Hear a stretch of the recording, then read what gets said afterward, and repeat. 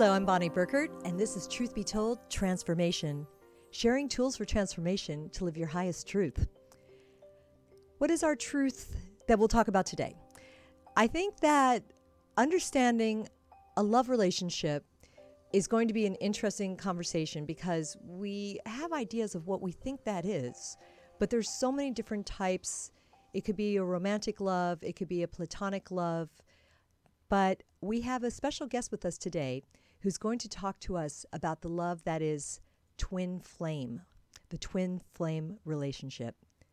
Welcome, Leslie Sampson. Hi, thank you so much for having me. I'm so happy to be here. Hi there.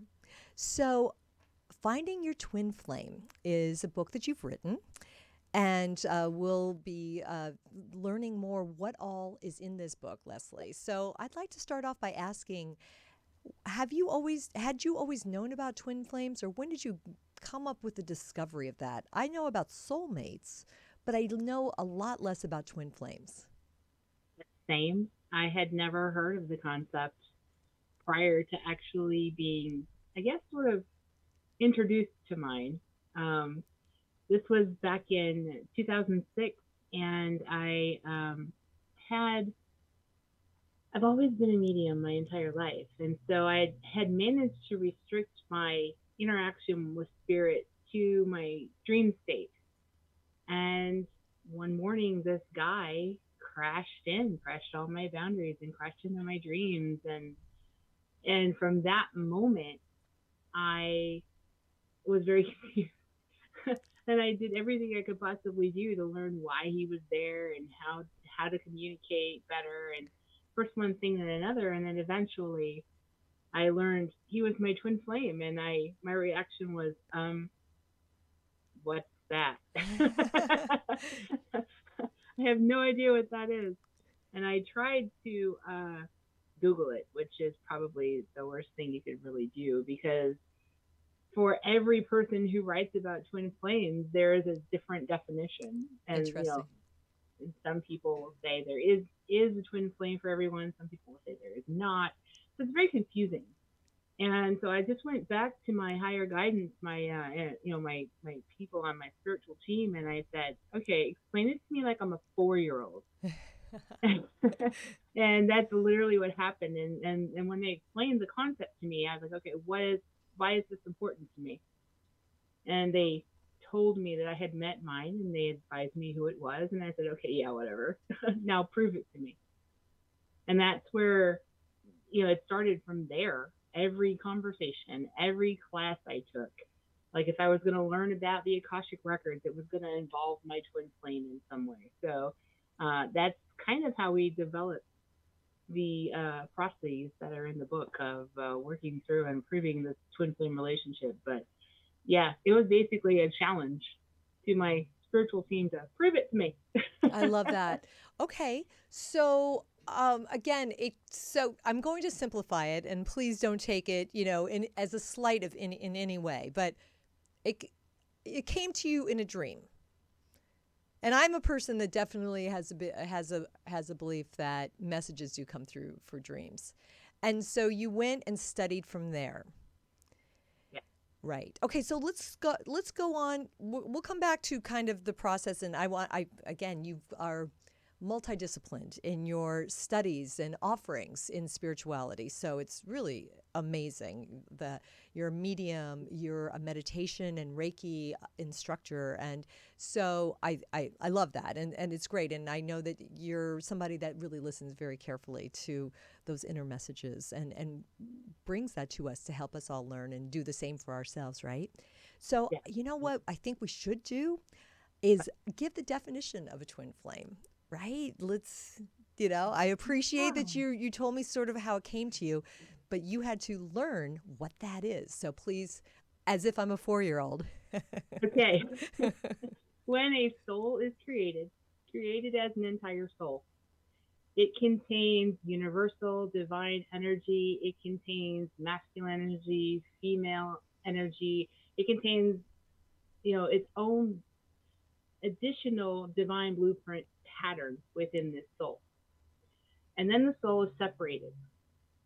And when it's separated, it's not like cutting an orange in half. It's not two halves. They're actually complete souls within themselves because they both contain the universal divine feminine, divine masculine energies within each soul.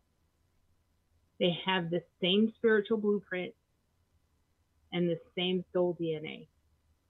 They match on a soul level, and it's the only match in the entirety of all creation that matches you on a soul level.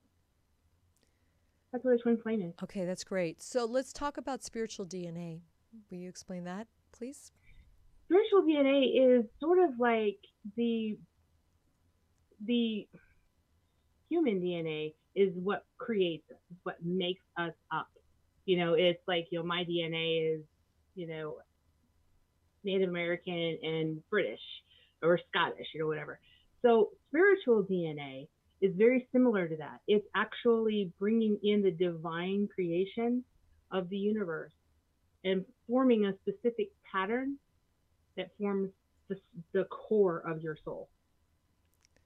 How much do we need to understand about our spiritual DNA before we are then informed, basically, to align and be ready for our twin flame? Well, that's the fun thing. Having an awareness is what makes it's kind of waking your conscious brain up to what your soul already knows. Your soul will recognize its match no matter what. So once you awaken to the concept of having spiritual DNA that's equal in another soul, for example, that just it's opening the door. So just having a notion that, oh, I want to learn about that, actually, brings forth that information and opens that door really wide. Okay. All right. That's good. That's exciting. All right. Can you please contrast the twin flame relationship with the soulmate relationship? Well, the biggest one is that you only have one twin flame, and it matches you on a soul level. Exactly. A soulmate, you can have billions of them, and they kind of rotate around you in sort of what I refer to as the souliverse. So you have a universe of souls that just kind of gravitates and complements your soul. So the purpose of the twin flame is, it's education of the soul, but the soulmate can come in. The soulmate can be your partner. The soulmate can be your teacher. The soulmate can be, so many different things. It's what you need at the time. The big, and that's really the difference. There's one twin flame who comes in and sort of does what I call creates chaos or turns everything upside down, because once the two souls, the two, parts of the one soul meet, it's a little bit like throwing oil on a fire at first. But with soulmate, you can have, they can come in and help you clean up the mess, or you can help them clean up your mess. It's more about a working partnership to assist one another. So what do the twin... Okay, that's great. And I get that. And I really, really feel that. And soulmates could be best friends, right? They're not it's not necessarily romantic. Right. My dog is my soulmate. Awesome. I think Tony Sweet, my producer, is my soulmate. I think so. It's true, because it's not always a love match. Sometimes it's literally just your best friend. Right. No. That's great. And I mean, so sometimes they say soul friends, but that's just terminology that people made up, right? I mean, it's kind of all one and the same. Yeah. Okay, so... there are different names for twin flames as well, but it's all the same term. Well, right. That's what I wanted to ask you about it. Okay, so now twin flames, is there an opposites attract situation? I mean... Well, that is a theory. I don't actually operate on that theory, because if twins are the same on a soul level, they have the same soul blueprint and the same spiritual DNA, the same goals, the same lessons. They might not learn them the same way, but the same lessons. How in the world can they possibly be opposites? I see. Okay. So what do you feel? Now, I'm very clear on what you described with the soulmate, that we learn lessons from them. It's a karmic, what one would refer to as a karmic relationship, correct? Yeah. A soulmate. So with twin flames, what about that? I mean, are we learning from each other in the same way? Not in the same way, Okay. honestly. With a soulmate, it's sort of like mm, sometimes we just need someone to kind of boost us a little bit in order to, help us through something, or vice versa, to help. They need some help. They need something that only we can help them with. With a twin flame, since the purpose is soul evolution, the way that you learn the lessons within the confines of the twin flame relationship is it's all about personal evolution.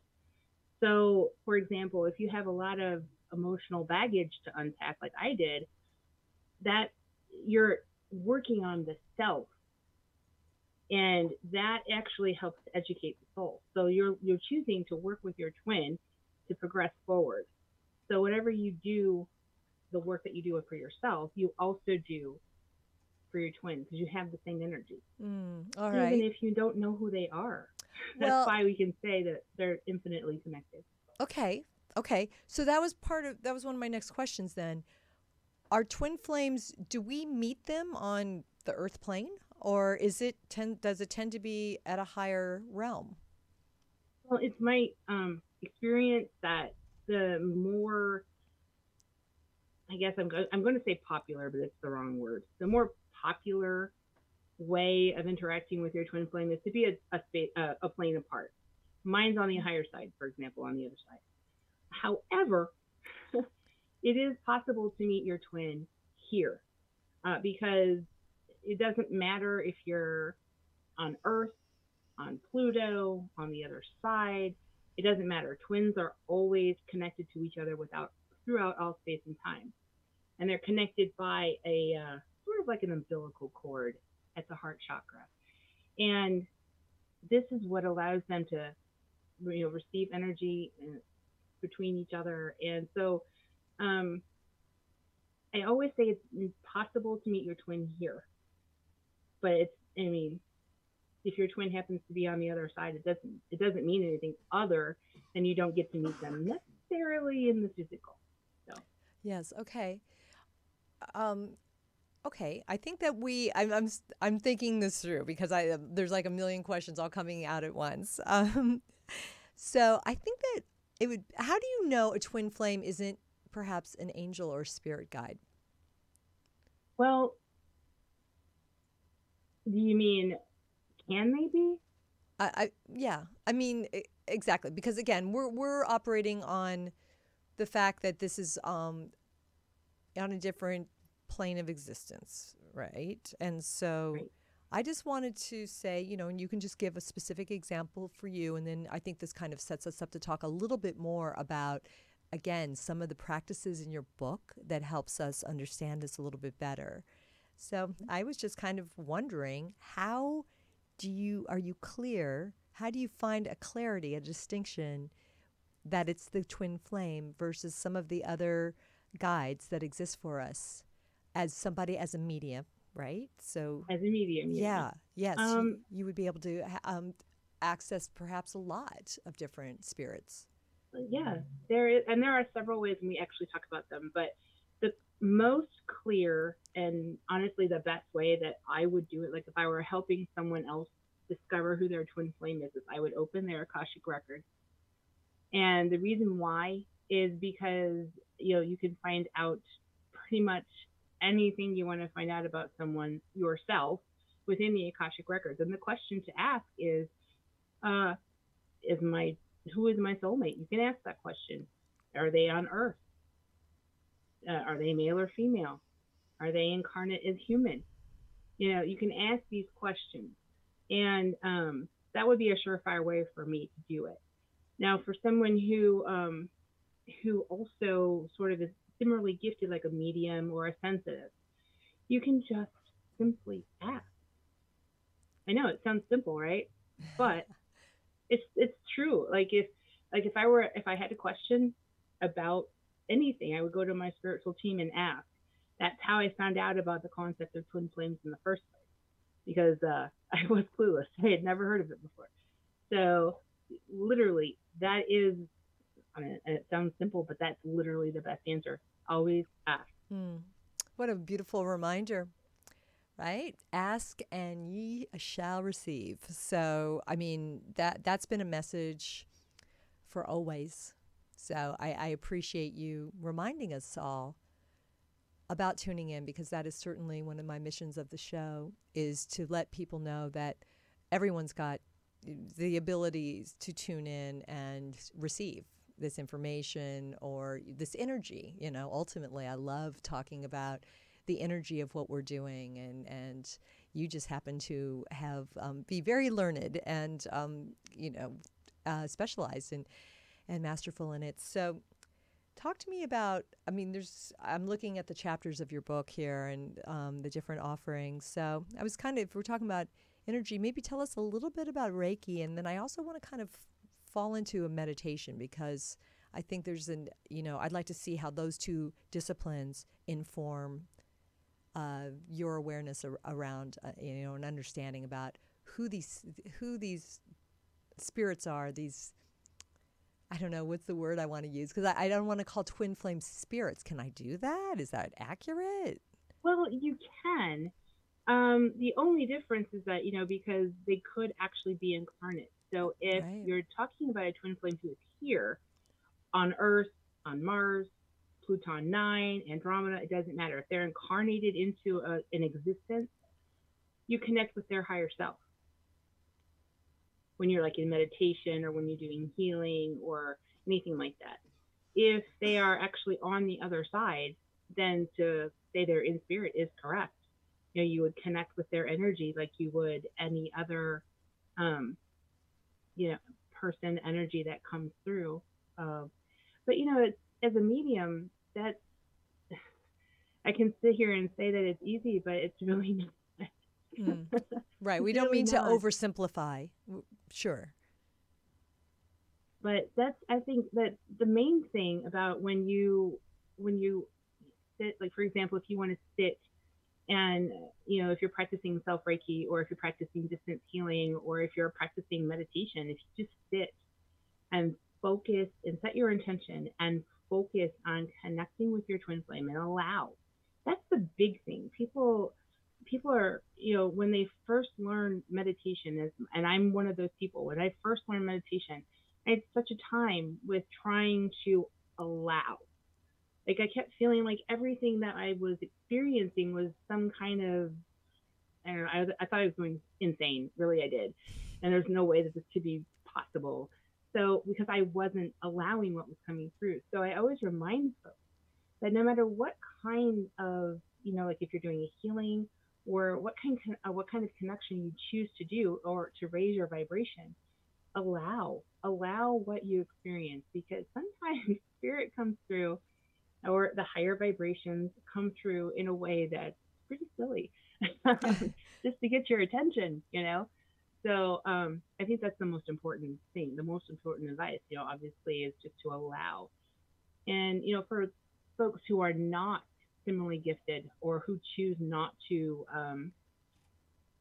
sort of become, in touch with their, intuitive side, there's always a such thing as gut feelings. And that's really just being guided. Your soul is guiding that. So even if you are not, or you don't practice, for example, connection or any kind of spirit communication at all, you can still get the sensations. You can still set your intention and ask for signs and trust what you receive and allow it all to come. Yes. Yes, indeed. All right. I want to go back to something that you said about twin flames, and that is about evolution, but you also use the word disruption. So I think that, I mean, is that how we know if somebody comes in and stirs things up? That Yeah, might be well, one indicator. I think that's a pretty strong indicator for myself and for pretty much everyone I have worked with.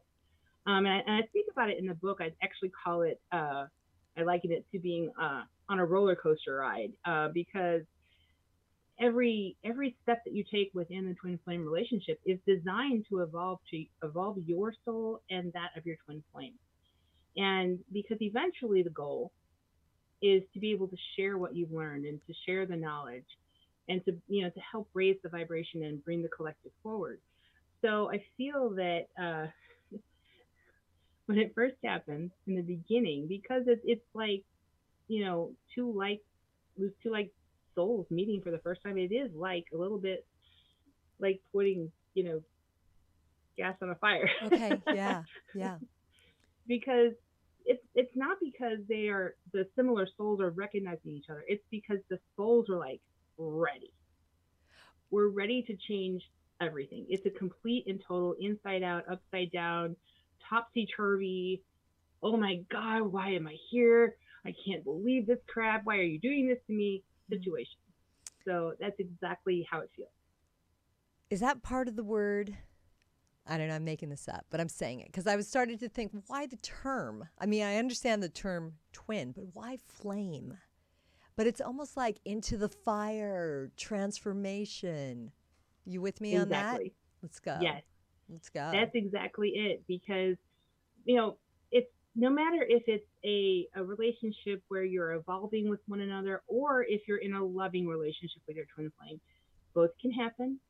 It's a transformation. You are taking everything that you've been holding on to, all of the kind of junk that's cluttering up your spiritual being and your energetic being and your emotional being, and you're going through it, you're sorting it out, you're getting rid of it, and you're making space to bring this other existence, this other energy within your life. And what I mean by that is you're opening the door to allow a new beginning. So it is a little bit like the phoenix of the ashes. So Yeah. that's kind of why I love I will call them twin flames. Some people call them twin souls. You know, some people call them other halves. Some people call them twin rays. It's all the same. Oh, yeah. Okay. I prefer twin flames. Yes, no, no, I understand that, and it's certainly a term I've heard. But again, this is like such a privilege to be able to talk to you, and and just so you know, everybody, Leslie's book is out on Llewellyn Publications, and it's called Finding Your Twin Flame. Just so you know, and one of the things that you will read in it are some of the ways to confirm if you have a feeling and you've met somebody, how to confirm. And so, and I think this just takes us through great lessons in a number of different disciplines. So let's start with numerology. And I know you mentioned specifically the Fibonacci sequence, which is Tony Sweet and I were in the studio prepping, kind of looking and going, let's do our homework on that. So please talk to us a little bit about numerology and how that's worked for you and better understanding your lessons here. So numerology, a twin flame will not incarnate without some way to express themselves to their I'm going to say it, their other half. Mm-hmm. Okay. Yeah. So that's why, for example, in numerology, we have similar numbers. We have twin flame numbers. These numbers have sort of a higher energy than normal. Like if I were giving someone just a normal numerology reading, it would be different as if I were giving, other than if I were giving it to two people who are twin flames. So it's a higher vibration to the numbers. And I feel like, when I was going through all of these numbers and going, why do these same numbers keep coming up? And everything, if it's everything's divided by two. Why is that? What does two mean? Two, one plus one Yeah. is two. And it took me a while to get that, but it's an actual way to see the similarities between, like, I have notebooks full of numbers that I've done for other people, but for myself, for example, I've calculated the distance between my birthplace and my twin's birthplace, and then I've taken that number and I put it all the way down to a single digit, and it's one of our repeating numbers. So in a repeating number, it's one that keeps showing up repeatedly in the calculations, no matter what calculation you do. And also on your numerological chart. Yeah. So it's a fascinating way to actually, you can just take the most random thing and calculate it. And it's also really good when you ask for specific signs. And sometimes those signs are numbers. Yeah. And so I'm fascinated with the numerology part of it. It's kind of my favorite. I That's gotta be great. honest. No, I'm glad you asked about it. And I'm again, I don't know that much about it, and I feel like you could come back for another show and just talk numerology with us sometime. But I definitely think it's interesting, and I see it because I remember I had a hypnosis session at one pivotal point in my life, and I was guided that the number 3 would show up and be a prompt, a reminder that everything's going to be okay, or things even more specific to that. And I was 12 years ago, and I still remember it vividly, and that number still is super relevant to me.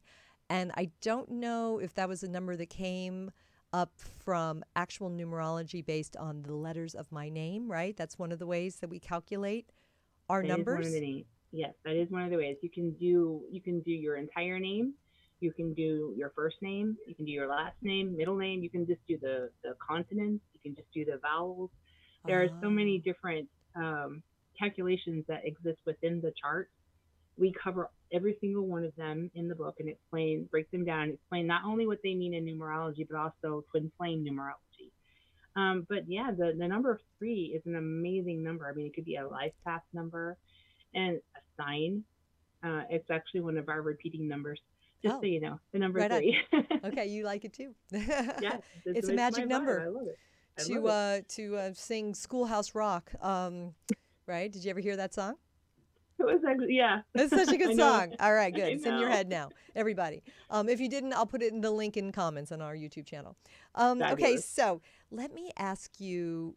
I brought up the Fibonacci sequence. So tell me that. Just let people know how that is relevant in this study for you. The Fibonacci sequence is a number actually formula.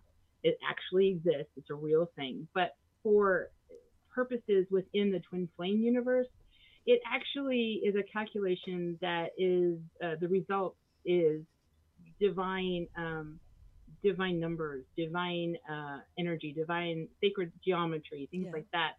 And it also sort of represents the pillars of the twin flame relationship, which in numerology is 1111. And so it's a mathematical way to actually demonstrate the twin flame relationship. Okay. All right. Great. So um, tell me more about 1111 because that's another one. I see it. I think I saw it today. I saw it a Uh, lot this past week. You know how you go through phases that you see it just twice a day? oh yeah, oh yeah. 1111. There are many theories about this. Yeah. Here's mine. Okay. um, 1111, based on the Fibonacci sequence, if we were trying to do the sequence to prove twin flames, we'd have to do it twice because it basically breaks down the mathematical sequence itself basically breaks down into the number 11.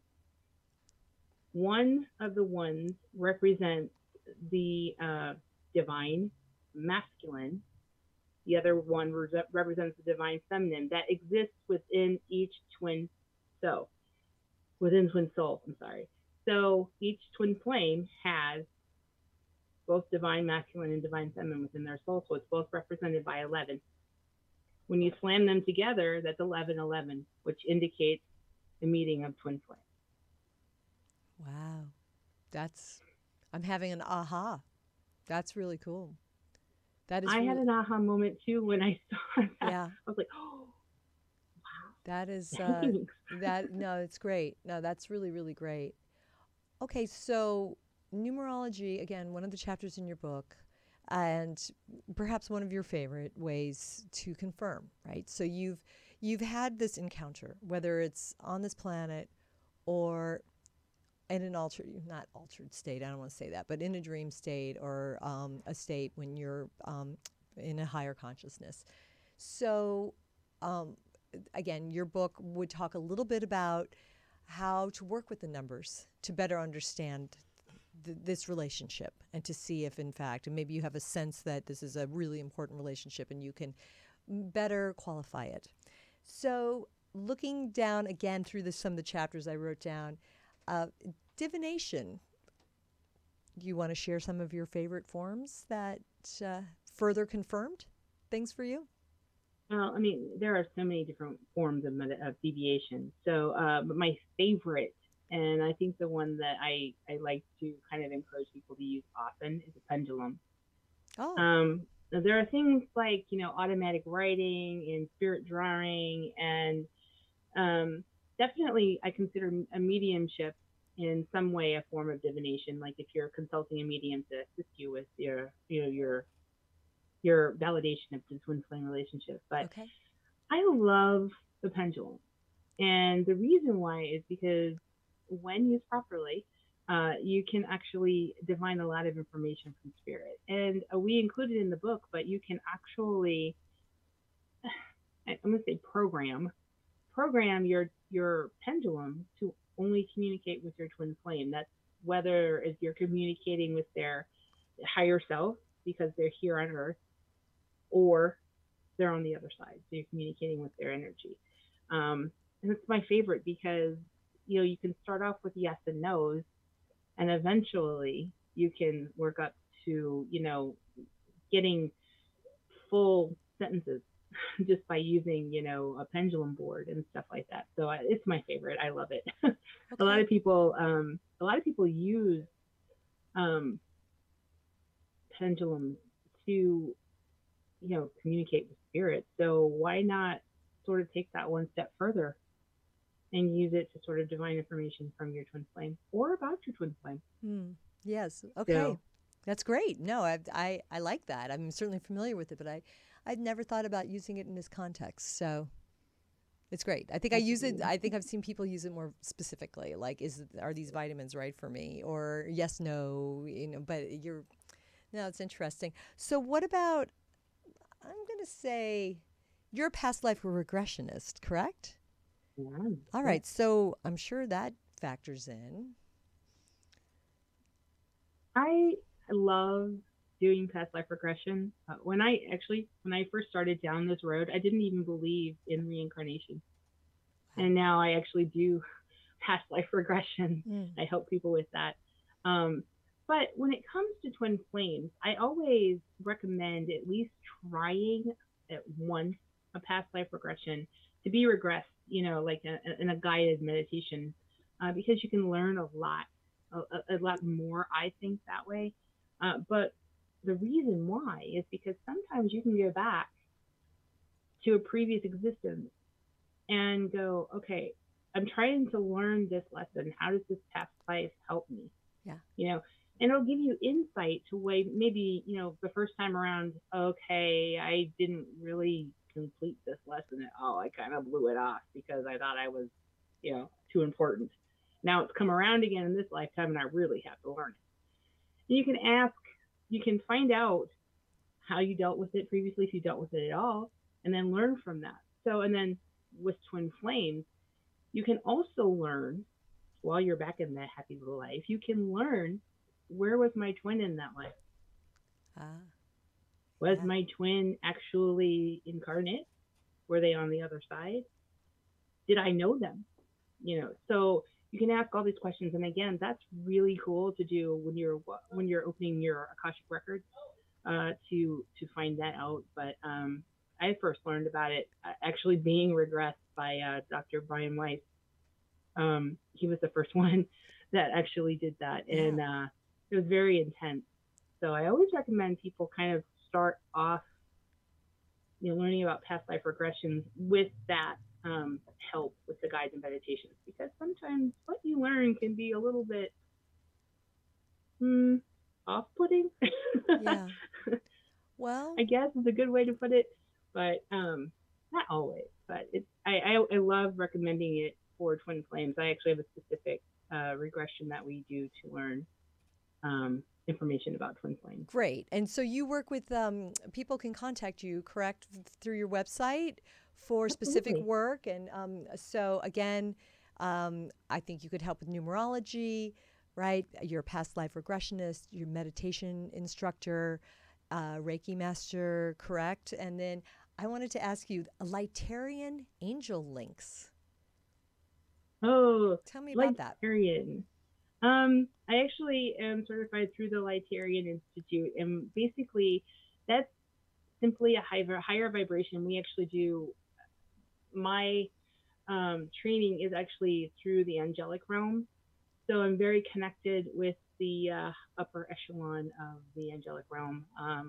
And that's basically what that is. The Ligerian links that I have are to Archangel Michael, Archangel Gabriel, um, Archangel Raphael, and Archangel Uriel.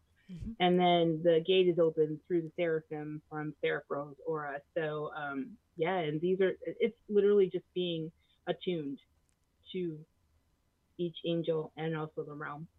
Wow, that's another episode, Leslie. I love Right talking there. about them. So let's wrap things up in these final moments, and just to make sure that people, I want to, there's very sophisticated concepts and practices that we talk about, and on all my shows. But I really want to bring it back sometimes to basics for people, just to dip their toe in the water. So one of the things that I feel is, one, being open to the concept of the twin flame, and then listening, correct? And then as those as a special spirit shows up for you, a special person, we use that term spirit for even here on the earth plane, right? A special soul, right? What a sweet soul you are. It's almost like tuning in a different way to see. I don't want, I use the word relevance. That maybe is a little trite, but to see what that could possibly mean, and the depth of who that person may be for you. What do you think? I think that's good. And I do recommend that people look in their immediate surroundings. If there's someone that you super vibe with, that's someone who could finish your sentences and who understands you when nobody else in your group gets you.